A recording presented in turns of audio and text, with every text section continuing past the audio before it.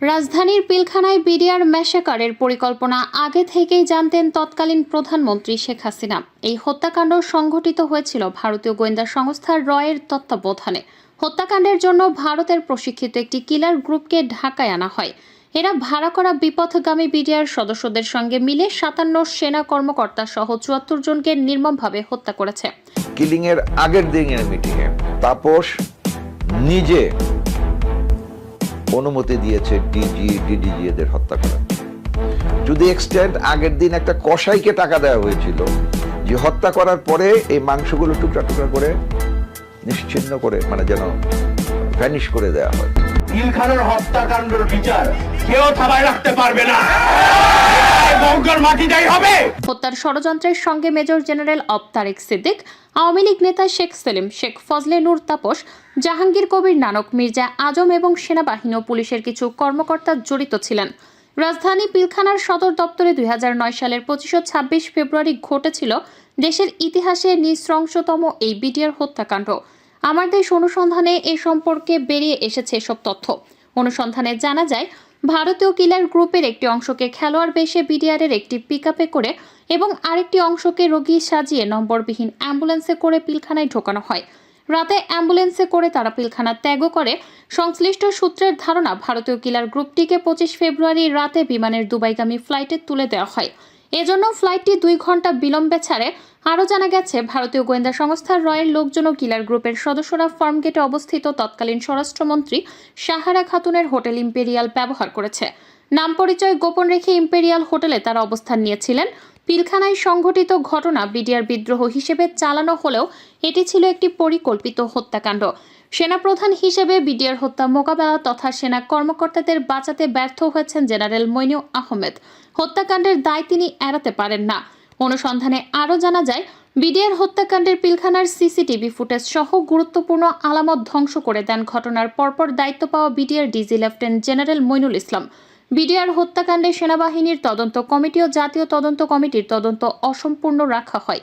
ওই তদন্ত কমিটিতে আওয়ামী লীগ নেতাদের সংশ্লিষ্টতার নাম হলেও শেখ হাসিনা তাদের রিপোর্টে অন্তর্ভুক্ত করতে দেননি এবং কমিটিতে এদের জিজ্ঞাসাবাদও করতে দেওয়া হয়নি। সংশ্লিষ্ট সূত্র নিশ্চিত করেছে যে বিডিআর হত্যাকাণ্ড ভারতীয় পরিকল্পনায় হয়েছে। শেখ হাসিনা যাতে ক্ষমতায় চিরস্থায়ী হতে পারেন সেটা পাকাপোক্ত করার জন্য তার সঙ্গে বোঝাপড়া করেই পরিকল্পনা করা হয়। ভারত দেখেছে, তারা বাংলাদেশের স্বার্থের বিরুদ্ধে যখনই কোনো পদক্ষেপ নিয়েছে তখন বাধা হয়ে দাঁড়িয়েছে বাংলাদেশের সেনাবাহিনী। সেনাবাহিনীর জন্য তারা অনেক কিছুই করতে পারেনি।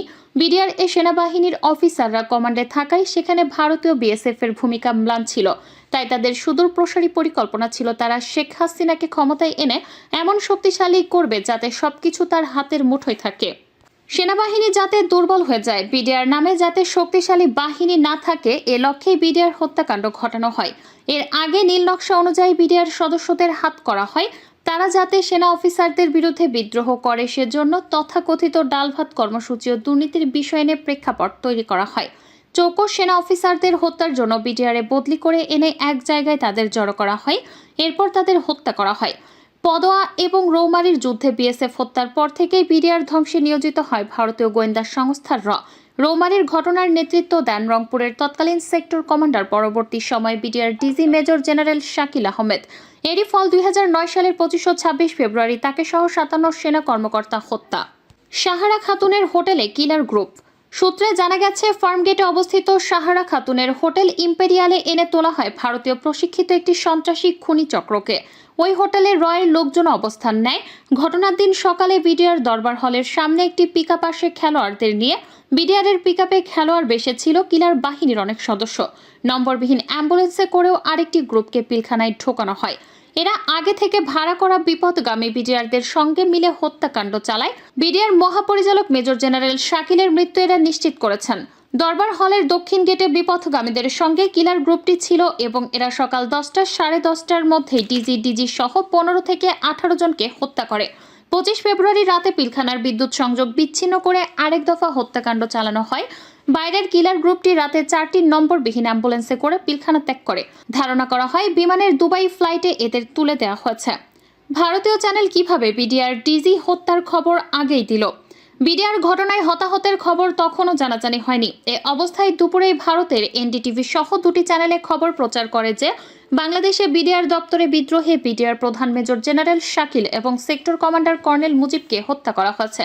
এ খবর সঙ্গে সঙ্গে ভারতীয় চ্যানেল কিভাবে প্রচার করে তা রহস্যজনক।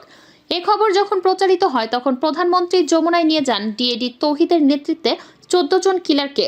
এদেরকে শেরাটন হোটেল থেকে খাবার এনে খাওয়ানো হয়। ঠিক এ সময় একদিকে ভারতীয় চ্যানেল বিডিআর ডিজির হত্যার খবর দেয়, অন্যদিকে পিলখানার ড্রেন দিয়ে বেরিয়ে আসে কর্নেল মুজিব ও কর্নেল এনায়েতের লাশ। ওই দিনই কিলার গ্রুপের একটি অংশ ভাড়া করা বিডিআর সদস্যদের নিয়ে জেনারেল শাকিলের বাংলোতে গিয়ে তার স্ত্রী ও অন্যদের নির্মমভাবে হত্যা করে। ওই সময় বাংলোতে অতিথি হিসেবে এসেছিলেন কর্নেল দেলোয়ার হোসেন তার স্ত্রীকে নিয়ে, তারাও হত্যার শিকার হন। বাসায় কাজের মেয়েকেও হত্যা করা হয়। জেনারেল শাকিলের স্ত্রীকে সবশেষে হত্যা করা হয় রান্নাঘরে নির্যাতন করে নির্মমভাবে। সেনা ও র্যাবকে ঢুকতে দেওয়া হয়নি। সূত্র আরও জানায়, 25 ফেব্রুয়ারি পিলখানার ঘটনার খবর পেয়ে 10টার মধ্যেই ঘটনাস্থলে পৌঁছে র্যাবের একটি টহল দল। এই টহল দলটি তখন বেড়িবাঁধে টহলে ছিল। এরপর র্যাবের অন্য সদস্যরাও আসেন, কিন্তু পিলখানায় তাদের ঢুকতে দেওয়া হয়নি। মিরপুরে ফায়ারিং রেঞ্জে ছিল 46 ব্রিগেডের একটি আর্টিলারি ইউনিট। এই ইউনিট প্রথমে আসে পিলখানার কাছে, কিন্তু তাদের ঢুকতে দেওয়া হয়নি। র্যাব এবং সেনা অগ্রদলটিকে তখন পিলখানায় ঢুকতে দেওয়া হলে ঘটনা এত দূরে গড়াতো না, কারণ ভেতরে ডিউটিরত বিডিআর সদস্যদের কাছে যে সংখ্যক অস্ত্র ও গোলাবারুদ ছিল তার কয়েক গুণ বেশি অস্ত্র ও গোলাবারুদ ছিল সেনাবাহিনী ও র্যাবের তাৎক্ষণিক আসা দল দুটির কাছে। এরা ঢুকতে পারলে সহজেই পরিস্থিতি নিয়ন্ত্রণে এসে যেত, কিন্তু তাদের ঢোকার অনুমতি দেওয়া হয়নি। তখন পুলিশের একটি দল ঘটনাস্থলে গিয়েছিল। বিডিআর এর কর্নেল রেজানুর ও কর্নেল শামস প্রশাসনিক দায়িত্বে ছিলেন। তারা ভেতরে ঢুকতে অনুমতি দেননি। অথচ সাংবাদিক মুন্নি সাহা 10টার পর থেকেই পিলখানার প্রধান গেটে গিয়ে বিডিআর এর ডিএডি সহ জওয়ানদের সাক্ষাৎকার নিয়ে এটিএন লাইভ করেন। এতে ডালভাত কর্মসূচির দুর্নীতির জন্য বিডিআর অসন্তোষ থেকে বিদ্রোহ হচ্ছে প্রচার করা হয়। এটাও রহস্যজনক। সংশ্লিষ্ট সূত্রের প্রশ্ন, সেদিন কেন র্যাবকে ঢুকতে দেয়া হলো না? কেন সেনা অগ্রদলকে ঢুকতে দেয়া হলো না? কেন মুন্নি সাহা ঘটনার পরপরই এমন উদ্দেশ্যমূলক খবর প্রচার করতে থাকলেন? বিদ্রোহীরা কেন নানক ছাড়া কারোর সঙ্গে কথা বলবে না বলল? গোয়েন্দা সংস্থা কেন বলল তাদের কোনো গোয়েন্দার নজরদারি পিলখানায় ছিল না? প্রশ্নের সৃষ্টি হয়েছে প্রধানমন্ত্রীর কাছে। যমুনায় যে 14 জন কিলারকে নেওয়া হলো তাদের সিলেক্ট করলো কে? ডিজিএফআই পিলখানা প্রধান গেটের কাছে আম্বালা মিষ্টির দোকানে ক্যাম্প করেছিল তারা, সেখানে কি কাজ করেছে? পিকআপে করে যারা দরবারের সামনে গেল তারা কারা ছিল?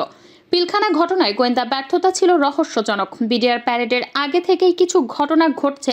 22 ফেব্রুয়ারি একটি লিফলেট বিতরণ হয়েছে। পিলখানার সর্বত্র লিফলেট লাগিয়ে দেওয়া হয়। ওই সময় অস্ত্র ভান্ডার থেকে 2টি অস্ত্র খোয়া যায়। শোনা যায় ফজলে নূর তাপস